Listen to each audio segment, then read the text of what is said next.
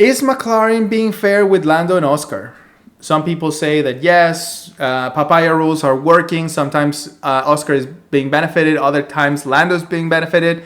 Some people have shown some things, but I want to go 3 layers more in depth to show you this and why I believe that Lando is given superior preference. You don't notice it, but if you really think about it and if you look and if you dissect what's really going on, you will see it's so clear. Check what happens. This is China, lap 14. Race situation is Piastri is going first, Norris is going second. Difference is 3.2 seconds. So Piastri, because is a car ahead, is going to stop. Okay. There is going to be a slow stop, and it's going to take 3.8 seconds. There's a mistake here, so you will see it in a second. I'm just going to show you very small excerpts to prove my point. Here's the stop. There's a mistake. 3.8 seconds, okay? Now, whenever you're fighting against another driver and they make a slow stop, you need to stop the following lap, right? You need to stop the following lap so that you can attempt the overcut, or at least shrink the difference and see if you can put more pressure and make the driver make a mistake, right? That's the clear thing to do. What does McLaren do? Going to skip ahead. There you go.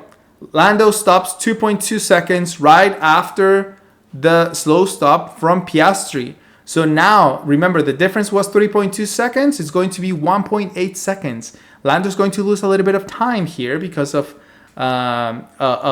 traffic, but McLaren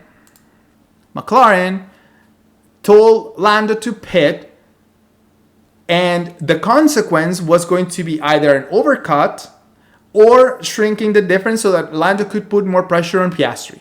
That's what happened, okay? Now let's go to Austria, and you will see how unfair life is for Oscar. We are here in Austria.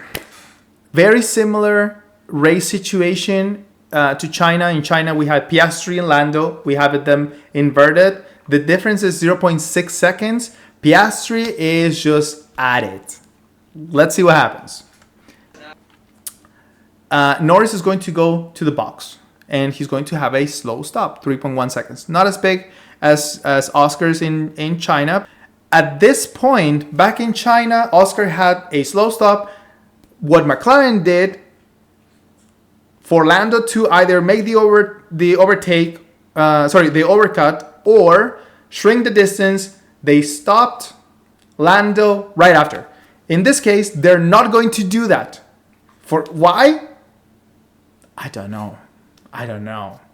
But the race engineer knows that Norris has done a slow stop. Right now, as I mentioned before, you need to stop Piastri. Why? Because you're either going to overtake Norris, or you're going to shrink the distance. Now comes the straight for the second zone of DRS, and then finally the third zone of DRS, which is between turns 3 and 4.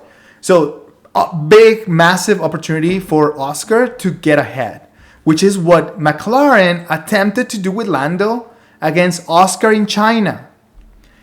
But here they're going to say, hey, Oscar, how do you feel about having delta? What does this mean?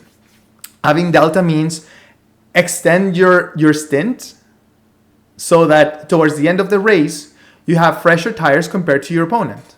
All right? Massive mistake. What's going on? Basically, they said, Oscar, what do you feel about delta? And he said, okay, let's do delta. I'm sure that he didn't have the full context, right? Because otherwise, anybody would have stopped right on the next lap. Okay, so what happens is you get delta, you extend your stop, and then the idea is, again, have fresh tires towards the end of the race. But what McLaren did towards the lap 50th or so, they decided to stop both drivers on the same lap, which means the advantage or the trade-off that Oscar had made to have an opportunity to overtake Lando towards the end of the race is now gone. Is this fair? I'll read you in the comments.